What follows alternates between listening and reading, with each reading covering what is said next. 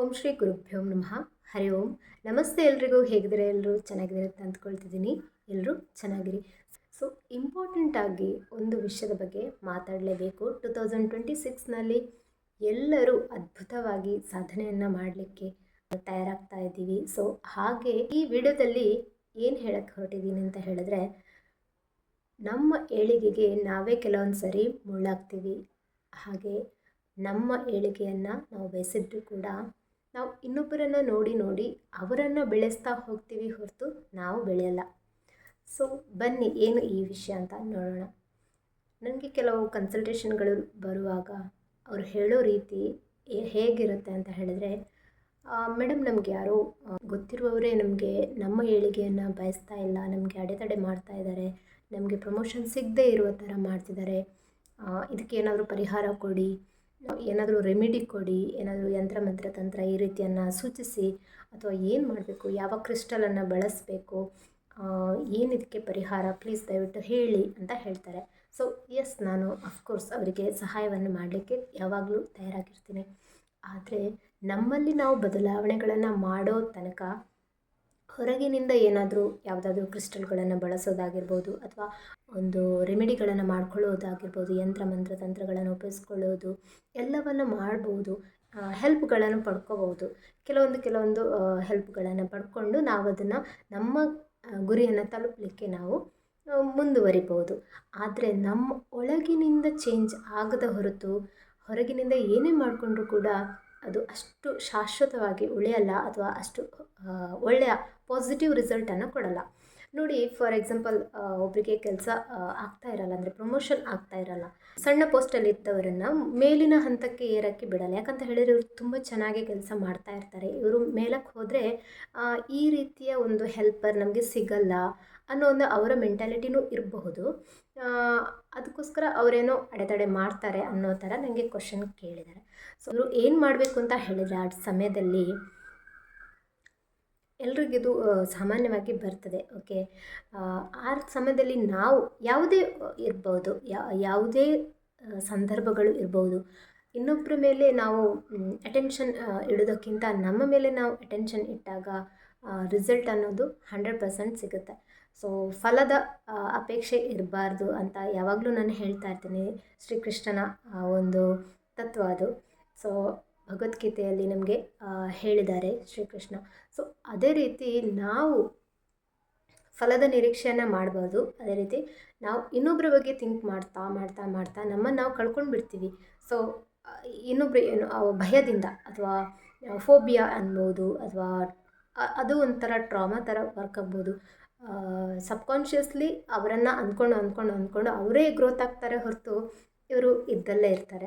So ಯಾಕೆ ಇದು ಆಗುತ್ತೆ ನೋಡಿ, ನಮಗೆ ಗುರುಗಳು ಹೇಳ್ತಾರೆ, where attention goes there energy flows ಅಂತ. ಸೊ ನಮ್ಮ ಎನರ್ಜಿ ಲೀಕ್ ಆಗುತ್ತೆ ಎಲ್ಲಿ, ಅಥವಾ ಎನರ್ಜಿ ಹೋಗುತ್ತೆ ಎಲ್ಲಿ ಅಂತ ಹೇಳಿದರೆ, ನಮ್ಮ ಅಟೆನ್ಷನ್ ಎಲ್ಲಿ ಹೋಗುತ್ತೆ ಅಲ್ಲಿ ನಮ್ಮ ಎನರ್ಜಿ ಹೋಗುತ್ತೆ. ಓಕೆ, ನಾವು ಯಾವಾಗಲೂ ಕೂಡ ನಮ್ಮ ಒಂದು ಅಟೆನ್ಷನನ್ನು ನಮ್ಮ ಮೇಲೆ ಇಡಬೇಕು. ಓಕೆ, ನಮ್ಮ ಮೇಲೆ ಫೋಕಸ್ ಇಡಬೇಕು. ನಾವು ಏನು ಮಾಡಬೇಕು, ನಾವು ಎಕ್ಸಾಮಿಗೆ ಯಾವ ರೀತಿ ಪ್ರಿಪರೇಷನ್ ಆಗಬೇಕು, ಅಥವಾ ನಮ್ಮ ಒಂದು ಪ್ರಮೋಷನಿಗೆ ಯಾವ ರೀತಿ ನಮ್ಮನ್ನು ನಾವು ತಯಾರಿ ಮಾಡಬೇಕು, ನಮ್ಮ ಮೇಲೆ ಗಮನ ಇಡಬೇಕು. ನಮ್ಮ ಫಿಟ್ನೆಸ್ ಆಗಿರ್ಬೋದು, ನಮ್ಮ ವರ್ಕ್ ಆಗಿರ್ಬೋದು, ನಮ್ಮ ಕಲಿಕೆ ಇರ್ಬೋದು, ಅಥವಾ ನಮ್ಮ ಒಂದು ಎಫರ್ಟ್ ಆಗಿರ್ಬೋದು, ಇದು ನಮ್ಮ ಮೇಲೆ ಇರಬೇಕು ಹೊರತು ಅವರೇನೋ ಮಾಡ್ತಿದ್ದಾರೆ, ಅವರು ಏನು ಮಾಡ್ತಾರೆ ಅದನ್ನು ನಾವು ಹೇಗೆ ತಡೆಯೋದು, ಏನೋ ಮಾಡಿ ನಮ್ಮನ್ನು ಈ ಸರಿ ಪಾಸಾಗ್ತಾ ಇರುವ ಹಾಗೆ ಮಾಡ್ತಾರೆ, ಅದನ್ನು ಹೇಗೆ ತಡೆಯೋದು, ಏನೋ ಮಾಡಿ ನಮಗೆ ಆಗದೆ ಹೋದರೆ, ಪ್ರಮೋಷನ್ ಸಿಗದೆ ಹೋದರೆ, ಈ ಸಲನೂ ಎಕ್ಸಾಮಲ್ಲಿ ಫೇಲ್ ಆದರೆ, ಈ ಥರ ಎಲ್ಲ ಸಮಸ್ಯೆಗಳು ಬರ್ತಾನೆ ಹೋಗುತ್ತೆ. ಇದು ಬ್ಯಾಂಕಿಂಗ್ ಅಥವಾ ಪೋಸ್ಟ್ ಆಫೀಸ್ ಅಥವಾ ಇನ್ನಿತರ ಕೆಲಸಗಳಲ್ಲಿ ಸಾಮಾನ್ಯವಾಗಿ ಇರುವಂಥದ್ದು. ಈ ರೀತಿ ಹೈಯರ್ ಪೋಸ್ಟಿಗಾಗಿ ಅವರು ಪ್ರಮೋಷನನ್ನು ಬಯಸ್ತಾ ಇರ್ತಾರೆ. ಸೊ ಅಂಥ ಸಂದರ್ಭಗಳಲ್ಲಿ ಅವರಿಗೆ ಅವರ ಕೊಲೀಗ್ಗಳೇ ಸಮಸ್ಯೆಗಳನ್ನು ಮಾಡೋದು ಅಂತ ನನಗೆ ಇನ್ಫಾರ್ಮೇಷನ್ ಬಂತು.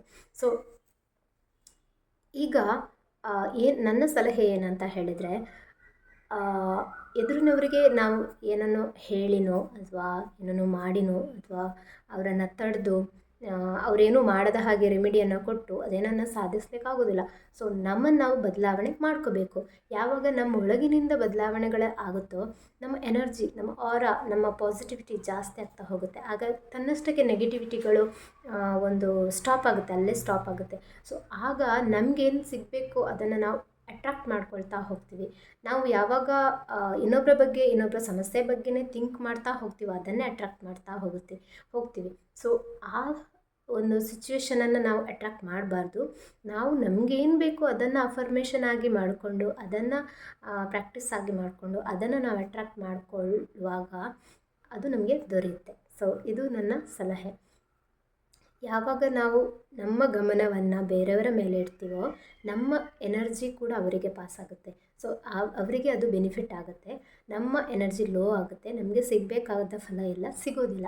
ಸೊ ಯಾವಾಗ ನಾವು ನಮ್ಮ ಅಟೆನ್ಷನನ್ನು ನಮ್ಮ ಮೇಲೆ ಇಡ್ತೀವೋ, ಎಲ್ಲ ಗಮನವನ್ನು ನಮ್ಮ ಮೇಲೆ ಇಡ್ತೀವೋ, ಎಲ್ಲ ಫೋಕಸನ್ನು ನಮ್ಮ ಮೇಲೆ ಇಡ್ತೀವೋ, ನಾವೇನು ಮಾಡಬೇಕು ಅನ್ನುವಂತಹ ಕೆಲಸದ ಮೇಲೆ ಇಡ್ತೀವೋ, ಆಗ ಎಲ್ಲ ಒಂದು ಎನರ್ಜಿ, ಯೂನಿವರ್ಸಲ್ ಎನರ್ಜಿ ಅಥವಾ ದೈವಿಕ ಶಕ್ತಿ ಅಥವಾ ಪಾಸಿಟಿವ್ ಎನರ್ಜಿ ಏನಂತ ಕರಿತೀವಿ, ಅದೆಲ್ಲವೂ ನಮ್ಮ ಮೇಲೆ ಅದು ಅಪ್ಲೈ ಆಗ್ತಾ ಹೋಗುತ್ತೆ.